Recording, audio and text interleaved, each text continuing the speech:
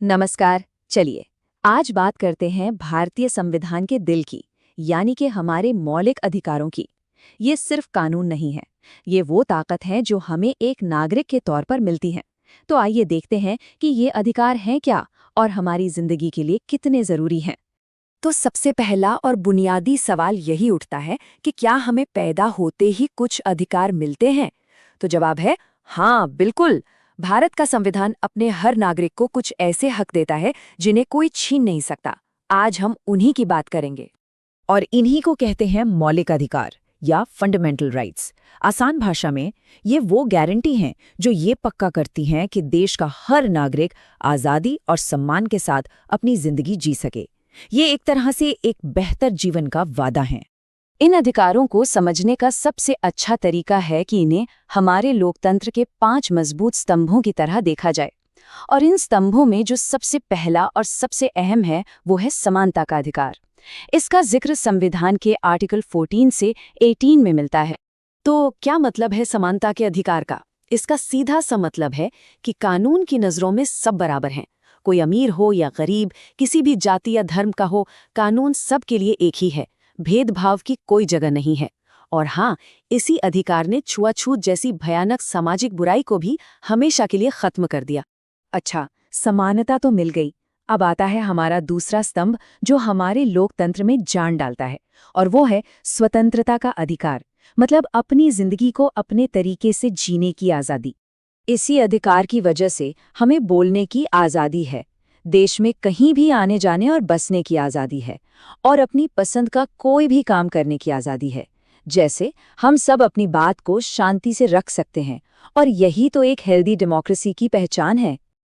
अब सोचिए, समानता और स्वतंत्रता तो है, पर अगर कोई ताकतवर इंसान किसी कमजोर का फायदा उठाने लगे तो यहीं पर आता है हमारा तीसरा स्तंभ, जो एक सुरक्षक कवच की तरह काम करता है, शोषण के विरुद्ध अधिकार। इस अधिकार के तहत किसी से भी जबरदस्ती काम करवाना, जिसे बंधुआ मजदूरी कहते हैं, वो एक जुर्म है। और सबसे जरूरी बात, ये हमारे बच्चों को बचाता है।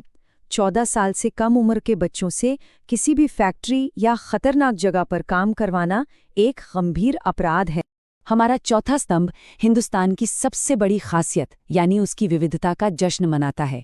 ये है धर्म की स्वतंत्रता का अधिकार, जो हमारे देश की अनेकता में एकता वाली पहचान को और मजबूत करता है। इसका मतलब साफ है, हर किसी को अपने धर्म को मानने, उसका प्रचार करने की पूरी आज़ादी है। कोई भी सरकार या कोई और व्यक्ति किसी पर कोई धर्म थोप नहीं सकता। हर कोई अपने त्योहार, अपनी पूजा अपने तरीके से कर सकता है। और अब आते हैं हमारे 5वें और आखिरी स्तंभ पर। ये हमारी संस्कृति और हमारी विरासत की रक्षा करता है। ये है सांस्कृतिक और शैक्षिक अधिकार, जो खास तौर पर माइनॉरिटीज यानी अल्पसंख्यक समुदायों के हितों की रक्षा के लिए बनाया गया है। ये अधिकार हर समुदाय को हक देता है कि वो अपनी भाषा, अपनी लिपि, अपनी संस्कृति को बचाए रखें और उसे आगे बढ़ाएं। इतना ही नहीं, वो अपनी संस्कृति को बढ़ावा देने के लिए अपने स्कूल और कॉलेज भी खोल सकते हैं, ताकि उनकी पहचान जिंदा रहे। तो ये थे हमारे लोकतंत्र के 5 शानदार स्तंभ। पर एक पल के लिए सोचिए, अगर कोई इन अधिकारों को हमसे छीनने की कोशिश करे तो? अगर इन नियमों का उल्लंघन हो तो फिर हम क्या करेंगे? कहाँ जाएंगे?